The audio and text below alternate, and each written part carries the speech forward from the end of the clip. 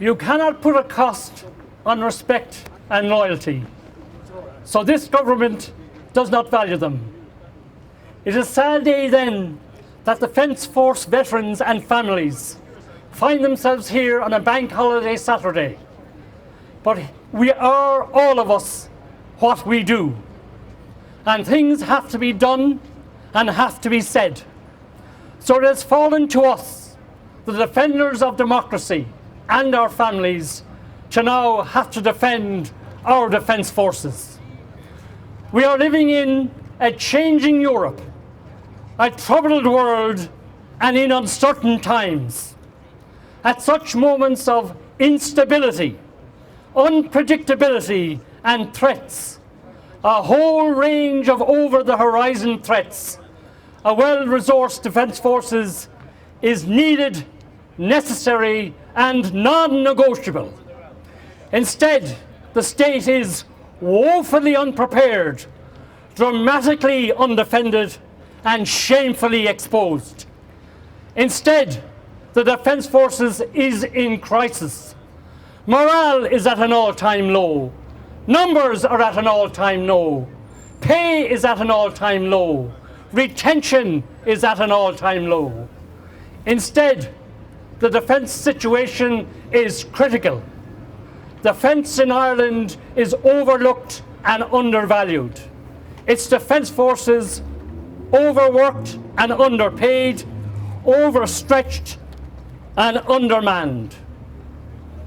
At home, the defence forces have defended Irish democracy, soldiered against subversion, and secured the state against threat. Abroad, the defence forces have protected the peace, stabilised dangerous situations, saved thousands of lives, and hard-earned an envied and proud reputation for Ireland as a nation of good peacekeepers. We will not be able to sustain this effort much longer. Meanwhile, at the UN, Ireland is seeking a seat on the UN Security Council. There's a huge disconnect here. So let me be clear. I am not saying the Defence Forces is distressed. I am not saying the Defence Forces is diminished. I am not saying the Defence Forces is damaged. I am saying the Defence Forces is broken. Neglect has now gone beyond the tipping point.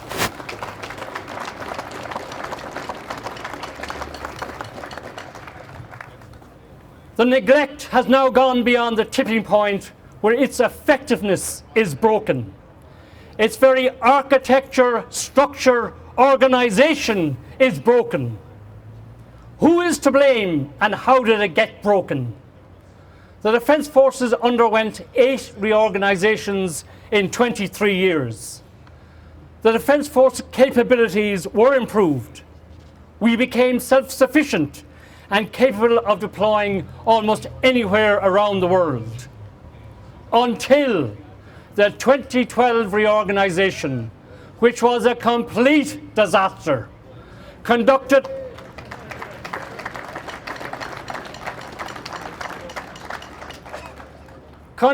purely on the basis of cost and local politics. Not one thought about operational effectiveness.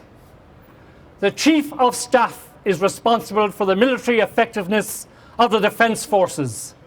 An impossible task when he is constantly undermined by the Department of Defence officials who hold decision powers over him.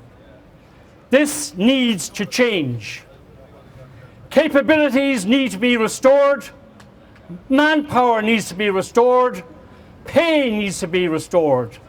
The Defence Forces architecture, structure and organisation needs to be restored.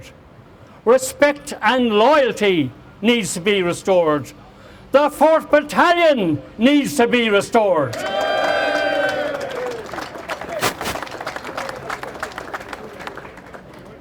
Collins Barracks and Hall Bolden need to be shown respect. Cork soldiers, sailors and their families need to be shown respect.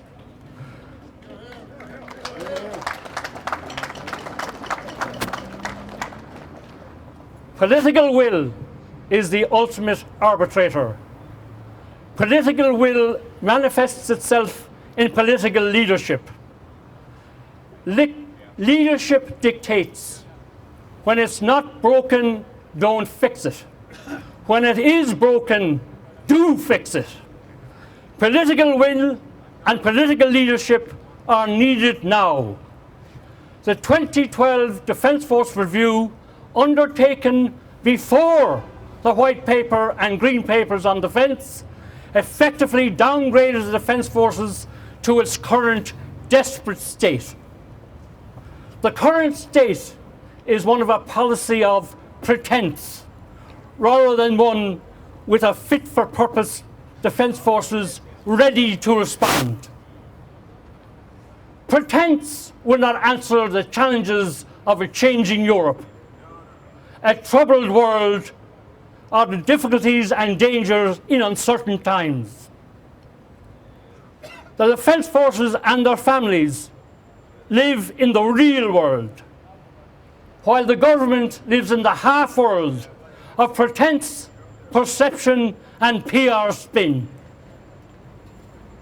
You and I took an oath of allegiance to protect this country and the people in it. You and I and our families made sacrifices to live up to the obligations contained in that oath of allegiance. You and I buried 90 of our comrades who lost their lives in the line of that service, both at home and overseas. They and their families deserve a better legacy than for us to leave this hugely unsatisfactory and unsafe situation of disrespect and lack of loyalty go unanswered. They gave their future for a better future. Let us now ensure our soldiers, sailors, airmen and their families have that future. The situation is unprecedented. The disrespect unimagined, the lack of loyalty unacceptable. So, to the members of the Defence Forces family, the defenders of our democracy, to the protectors of peace, the time has come for democracy to defend our Defence Forces.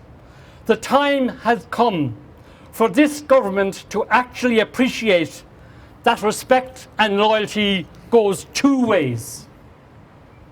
For the first time in the nation's history, out of necessity, out of neglect, out of indifference, out of disrespect, and out of lack of loyalty, the Defence Forces family finds it necessary to use democracy to defend itself.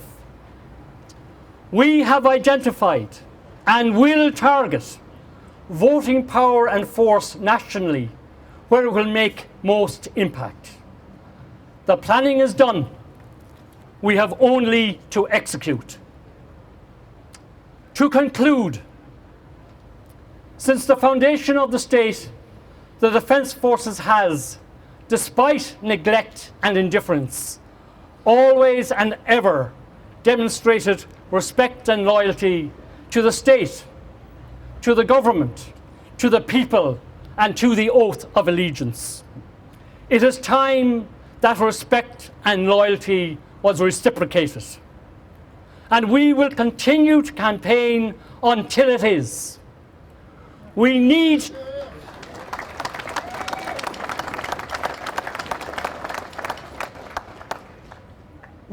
to reverse this ruinous regime of so-called reform.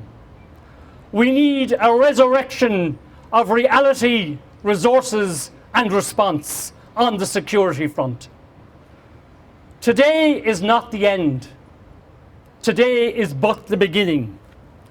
And this is because the Defence Forces defends democracy.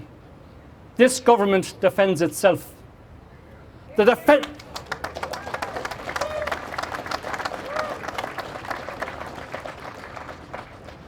The Defence Forces protects peace. This government protects itself. The Defence Forces does respect and loyalty. This government does neglect and indifference. So believe us today when we say, we will finish what we've started.